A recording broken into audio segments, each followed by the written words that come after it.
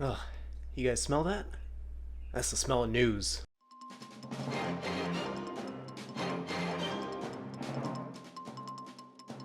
Welcome to In the News. I'm your host, Nick Knappenberger. And what's in the news, you might ask? It's Derek Chauvin's trial.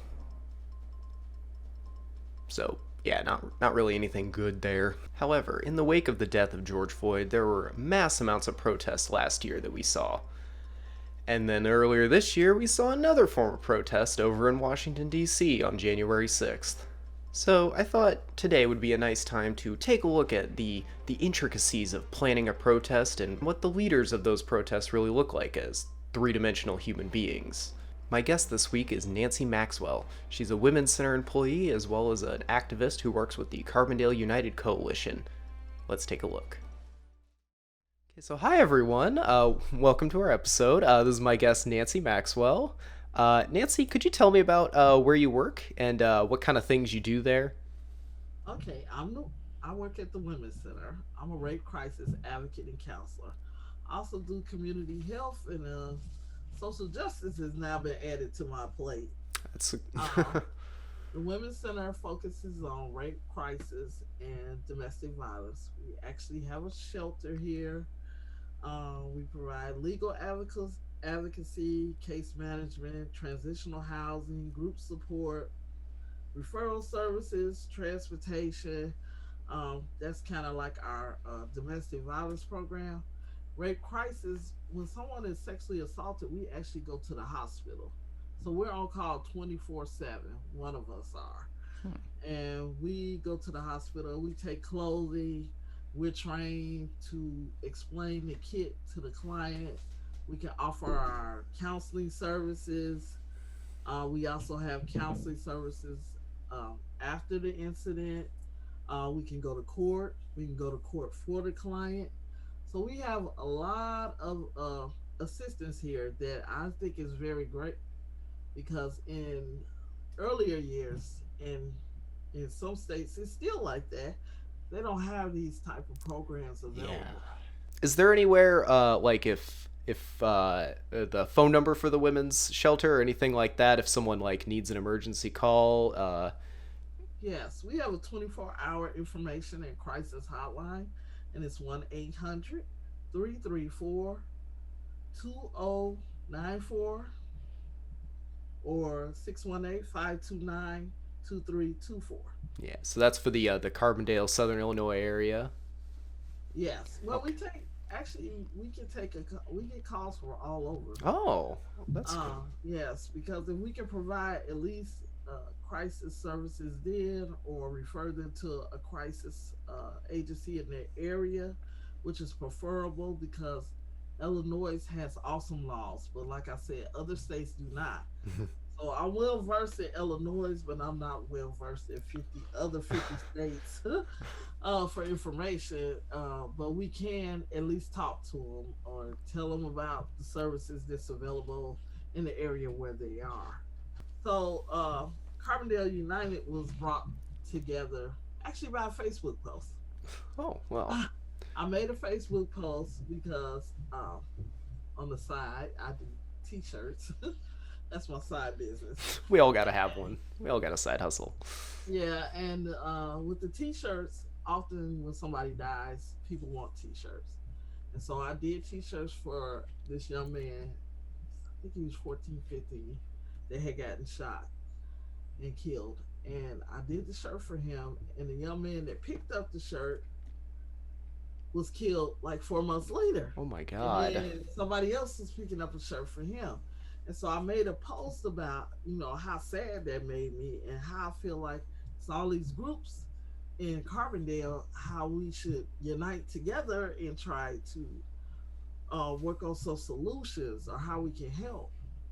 And so somebody said, okay, we'll start the meeting up. I'm like, oh, I don't have a place to start the meeting.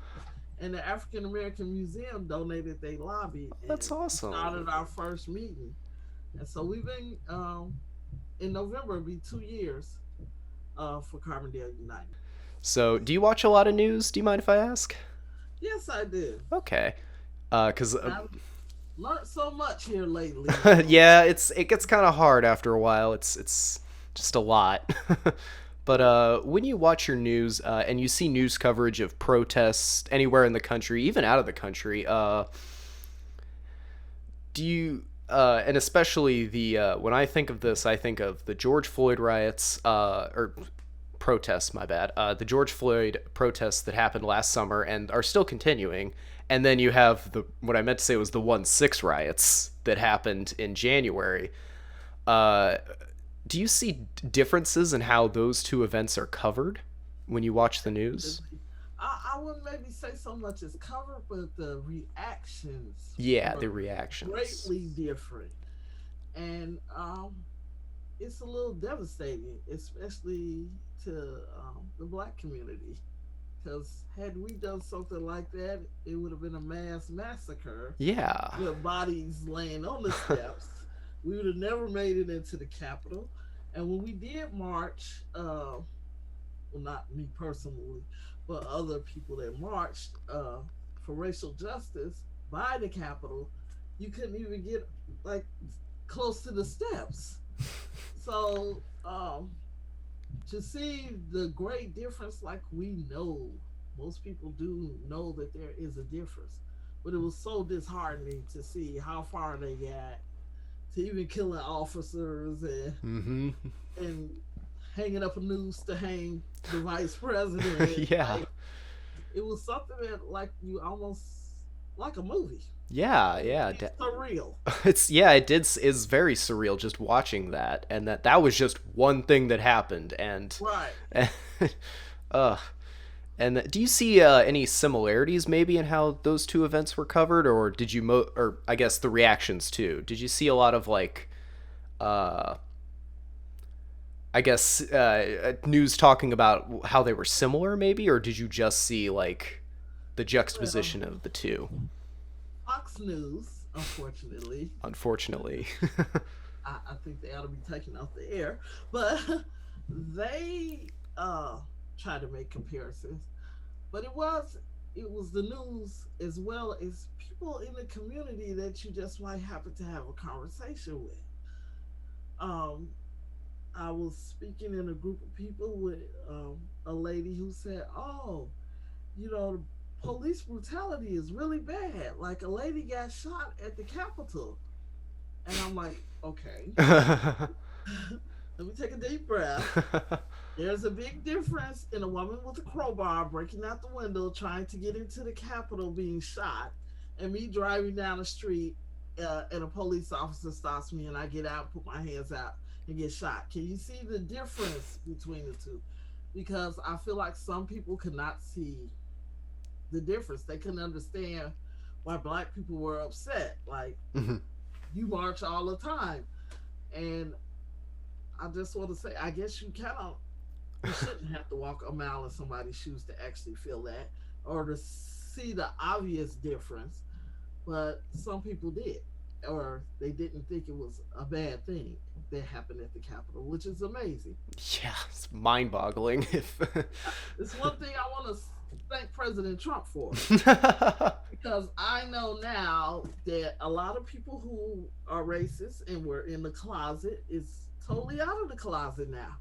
hmm And some people that I thought, hey, you supported the things that I believe in, you really didn't. You were just kind of quiet in the closet. hmm And then like Trump opened all those closets and all the bones fell out, all the skeletons fell out, and we kind of know now about the difference between how people actually feel about certain subjects. Yeah, that's a very good metaphor for how that kind of rhetoric from a president can affect your your Yes, population.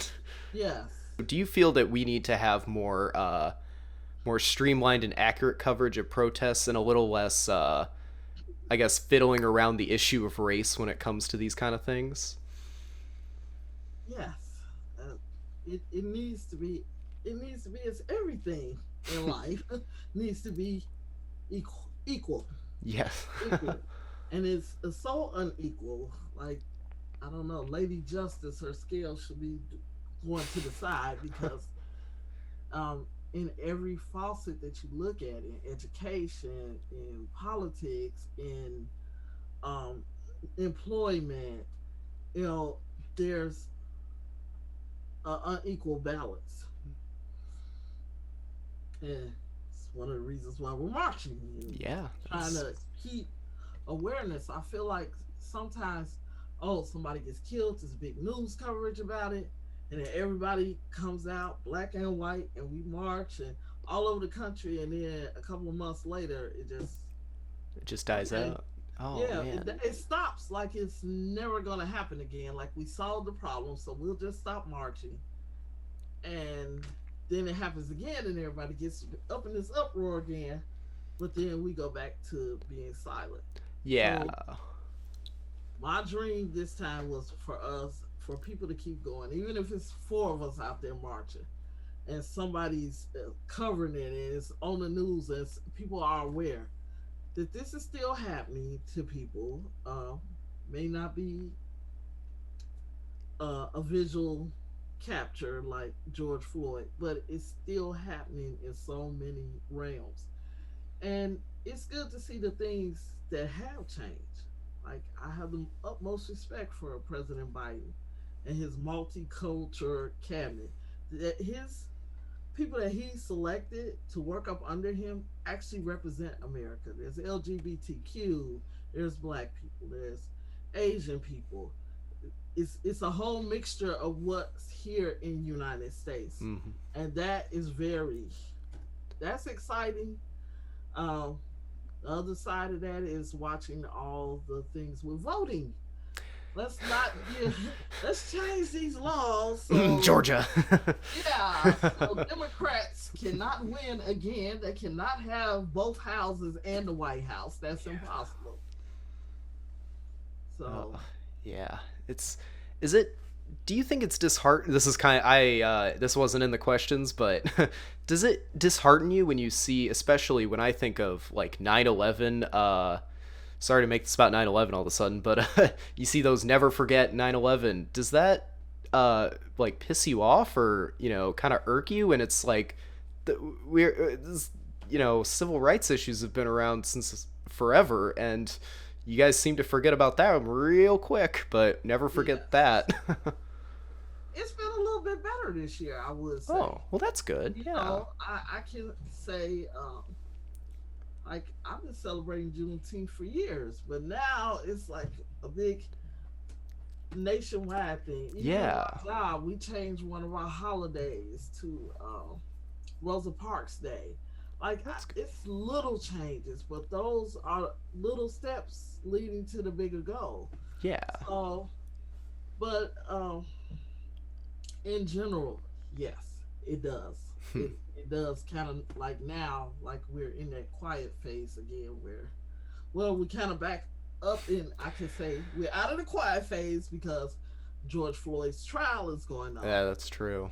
which is very disheartening to see. And there's all that anti-Asian attacks going Yeah, on, and so it yeah, it almost just feels like it pivoted to another thing, it did. another wheel of violence and hate. Yeah, It's just so sad to like it watch is. that.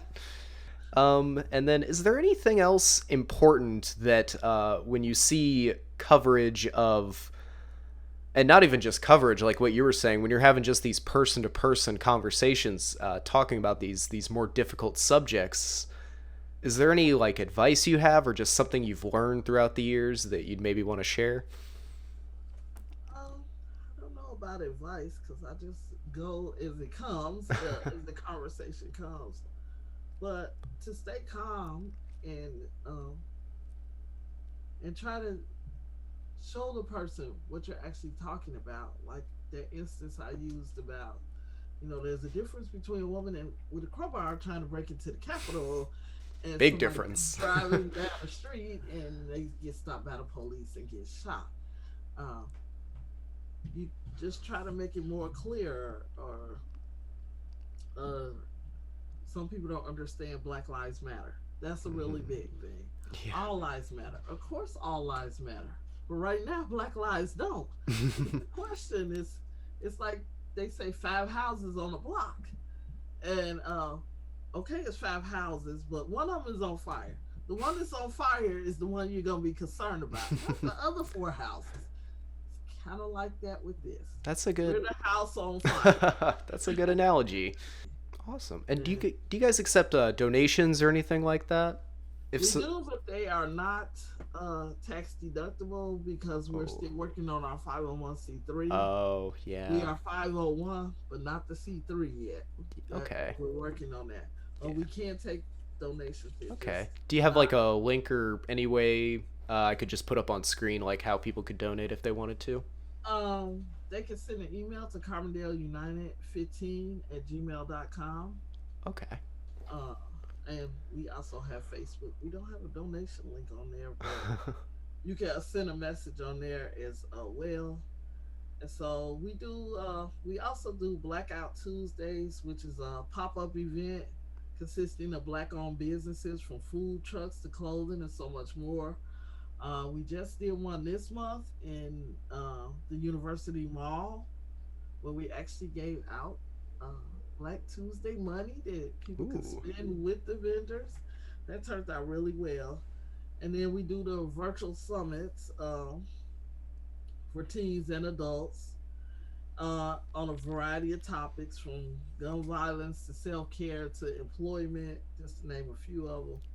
And we also work with Soul Ill Unity Coalition for the marches and for the community events they do. Yeah, well, thank you so much for sitting down and talking with me. It was a great time. I learned a lot. Wonderful rest of your Easter. All right, you too. Okay, I'll see ya. All right, bye bye. Thank you guys for sticking around to the end of the video. And big thanks to Nancy for coming out to have a chat with me. If you guys like these kind of videos, hit that like button, please validate me, and also hit that subscribe button so you'll know when new videos come out. I'll see you guys later this month. This has been In the News.